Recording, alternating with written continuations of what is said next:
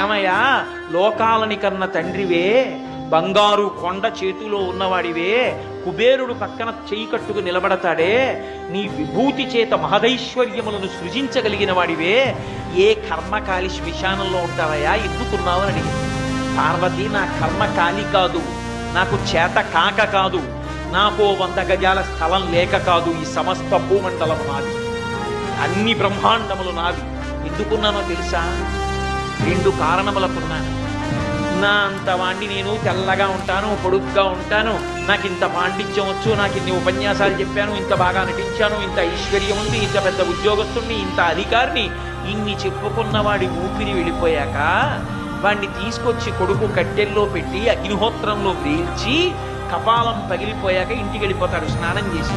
అప్పుడు ఆ జీవుడు శరీరంలోంచి పైకి లేచి నించుంటాడు. ఈ చుట్టూ ఉగ్రమైన భూతగణములను చూస్తాడు.